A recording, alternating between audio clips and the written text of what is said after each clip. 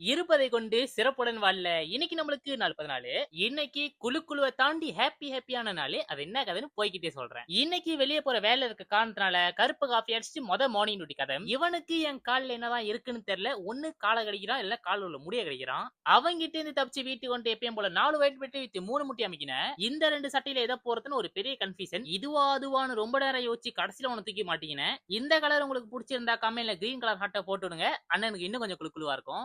இப்ப அண்ணன் எங்க போறேன்னு போய்க்கிட்டே சொல்றேன். அத கண்ண மூடி கேளுங்க. எனக்கு அதெல்லாம் கிளிப்ல வராது. பின்ன எஸ்டிபிஎம்ல சிறந்த தேர்ச்சி பெற்ற மாணவர்களுக்கு அங்கீகார விழான்னு ஒண்ணு செஞ்சாங்க. அதுல நம்ம பேரும் ஒண்ணு. கேட்கிறப்பே ப்ரௌடா இருக்குல்ல. சோ அதுக்கு தான் இப்ப நம்ம போயிட்டு இருக்கோம். கண்ண மூட தான் சொன்னேன், தூங்க சொல்ல. சோ பேசி முடிஞ்சு கண்ண தொறந்துருங்க.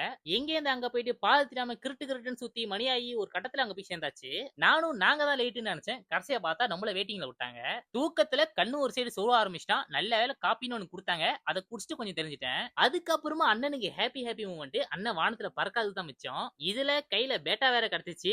சொல்லவா வேணும். மத்த மாநிலத்துல இந்த மாதிரி எல்லாம் நடக்குதான்னு தெரியல. அப்படி நடந்துச்சுன்னா இது கண்டிப்பா நிறைய பேருக்கு ஒரு பெரிய மோட்டிவேஷனா இருக்கும்னு நான் நம்புறேன். கடைசியா என்ன மாதிரி இங்க வந்த எல்லாருக்கும் வாழ்த்துக்கள். சொல்லிட்டு நானும் மாசா நடைய போட்டு வீட்டுக்கு கிளம்பிட்டேன். இன்னைக்கு வீட்டுக்கு போயிட்டு குக் பண்ணி சாப்பிடுற அளவுக்குலாம் உடம்புல தெம்பு இல்ல. வீட்டுக்கு போயிட்டு எது இருக்கோ அதை எடுத்து சொருகினேன். அதுக்கப்புறமா 4 ஒயிட் பெட்டை பீனட் பட்டர் கூட வச்சு சொருகினு நானும் போய் சொருகிட்டு இன்னைக்கு டேவா முடிச்சிட்டேன். நாளைக்கு பார்ப்போம்.